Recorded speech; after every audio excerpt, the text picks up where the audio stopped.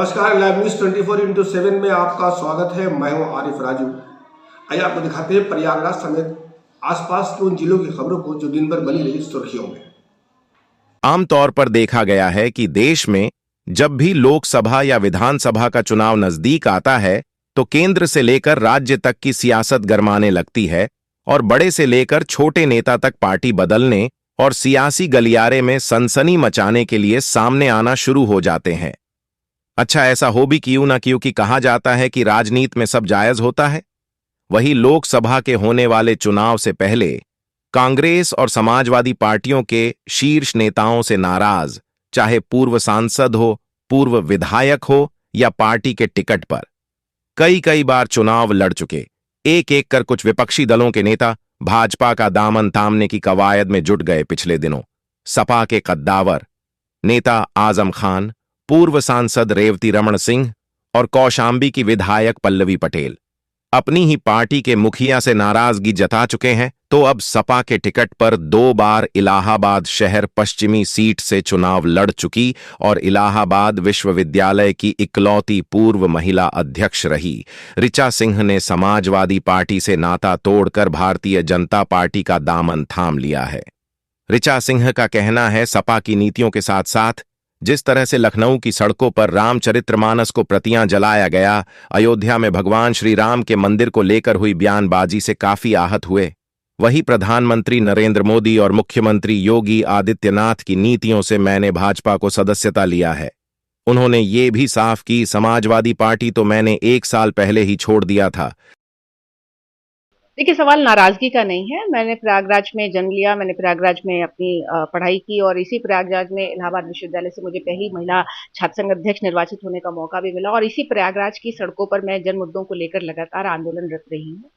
और इसी प्रयागराज में रहते हुए जो हम लोगों की पारंपरिक और अपने नैतिक वैल्यूज हैं, उसको भी हम लोगों ने लगातार संरक्षित करने का काम किया है।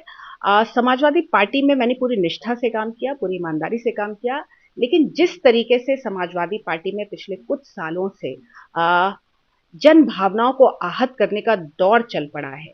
आप रामचरितमानस की प्रतियां खुलेआम सड़कों पर जलवा रहे हैं, आप राम मंदिर को लेकर लगातार अपमानजनक व्यवहार कर रहे हैं, तो इससे जनता बहुत कहीं ना कहीं जनता में बहुत नाराजगी और इसके साथ ही साथ समाजवादी पार्टी का भारतीय जनता पार्टी का विरोध करते करते कब इस देश का विरोध करने लगी, राष्ट्रवादी विचारधारा का विरोध करने लगी।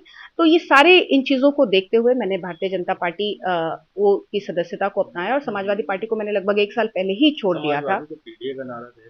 देखिए, पीडीए का मतलब सिर्फ परिवार देखो अपना तक सीमित हो गया है और ये बात पीडीए की करते हैं, लेकिन जब उसको धरातल पर लाने की बात होती है तो पिछड़ों की जब बात आती है तो वो केवल अपने परिवार तक सीमित हो जाते हैं।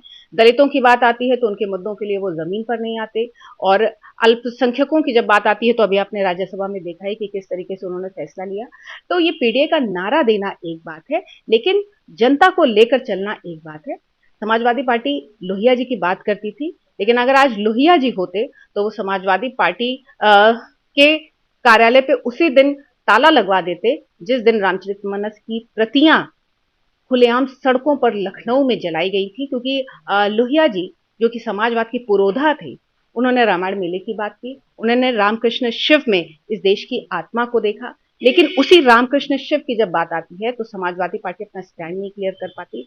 आपको अयोध्या में राम मंदिर पे भी आपका स्टैंड क्लियर नहीं है, आप काशी पे भी क्लियर नहीं है, आप मथुरा की जब बात आती है तो उस पर भी क्लियर नहीं है, और जब देश की विकास की बात आती है, आप बीमारू राज्य के रूप में उत्तर प्रदेश को छोड़कर गए थे, लेकिन आज उत्तर प्रदेश देश की जीडीपी में अपना दूसरा स्थान रखता है। तो इन चीजों को देखते हुए माननीय आदरणीय प्रधानमंत्री मोदी जी, माननीय मुख्यमंत्री योगी जी की नीतियों से और विकास और विरासत के सामंजस्य को लेकर चलने की भावना से और परिवार को अपना ना मानकर देश को अपना परिवार मानने वाली पार्टी के साथ मैंने जुड़ने का काम किया। और उसके साथ